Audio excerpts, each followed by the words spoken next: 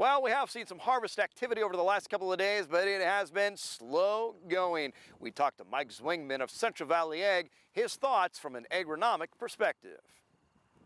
We got all this rain. Guys are itching to get in the field. What are some of the issues we're looking at right now? You know, we're starting to see some of these beans get really lazy because of the rain. They're starting to fall over and lay flat in places, especially under some of the irrigation pivots that we have. And we're also starting to see some stalk and some ear issues in corn. So we got growers that if you're not very far into bean harvest and you're not very far into corn harvest, there's some decisions to be made on how we're going to go about doing things and kind of picking our shot. And this harvest is really going to continue to be frustrating. And then on top of that, agronomically, it's pushing some decisions back on soil sampling, fertility placements, and things like that. A wet harvest really kind of has implications in 2 years. I know we can't tell growers to go out and not harvest in the mud. It's going to happen. We'll deal with those problems when they come up. We'll deal with the compaction issues and stuff down the road. The only thing I can suggest agronomically is try to carry as little weight on your equipment as possible. Don't get that combine all full up, and don't fill that grain cart all the way to the top. Make more trips on less weight. The important thing is we got to go out and get this crop out before we make any decisions for next year. What about kind of some stock quality issues? What are you seeing there? For the most part, things are okay. We're starting to see them in. You know, we don't by no means need any more rain.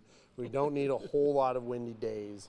Today the corn seems to be holding up pretty good, but you can see the start of issues coming.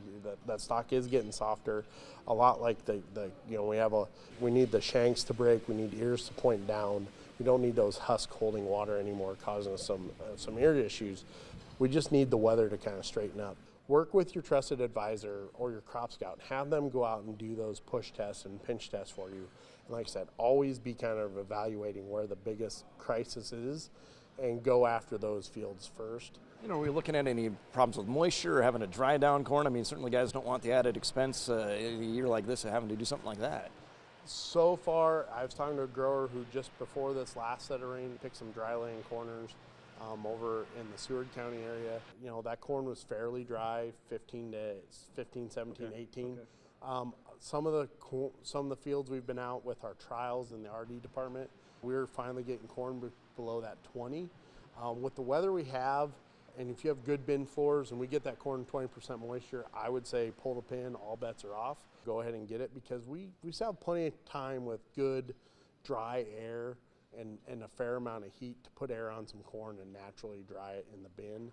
And even if we have to heat it up a little bit, it's still probably better off in the long run than having it go down and have a bunch of ear loss. So, I mean, I know nobody likes firing up a dryer, nobody likes putting heat on things, but there comes a point in years like this where you have to pick the lesser of two evils, and drying tends to be that. We caught up with Mike during a summit for community college kids, learning about careers in precision ag. And for them, the future looks bright. The crop, it steers the machine and keeps it in between the rows. Sensors are taking the guesswork out of farming. How does that affect you? It's a growing but ever-changing field. Because we're constantly redefining precision ag. It's an umbrella term embracing high-tech solutions. Training students and be able to use that data and that information and insights to really drive better decisions at the farm gate. For Turner Talish, it combines his interests. I like the equipment, being around that side, and then, you know, being outdoors, not in the office every day. And Turner would like to work for a co-op or equipment dealer, and chances are he won't have trouble finding a job after graduating with a 2-year degree from Central Community College. The job demand is so great that we cannot graduate enough students fast enough to meet the industry needs. Armed with a $2.5 million grant, CCC is in the 4th year of a program giving kids real-world experience. we'd get quite a bit of hands-on time with it, and to deal with all the latest technologies so that we know what's going on out in the field. This one-day Precision Ag Summit connects students with leaders in the field who share it's more than a job, it's a meaningful career. Another bright spot in Nebraska has been our ethanol industry. Safety professionals from across the state focusing on safety within the ethanol industry. The goal is to provide ongoing education for people who work at ethanol plants or provide services to those plants.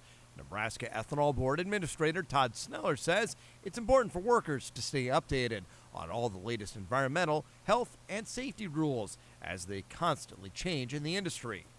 The whole focus is to continue an excellent safety record, make sure that these places from an environmental and workplace perspective are places that people want to work. We want the ethanol industry to be viewed as a green bio industry, and to do that I think we have to be very attentive to sustainability and safety in a work environment. Some of the safety areas discussed this year are chemical safety, fire prevention at ethanol plants, and new requirements for rail car safety. If you were not able to attend the summit, the presentations will be posted within a week on the Nebraska Ethanol Board website.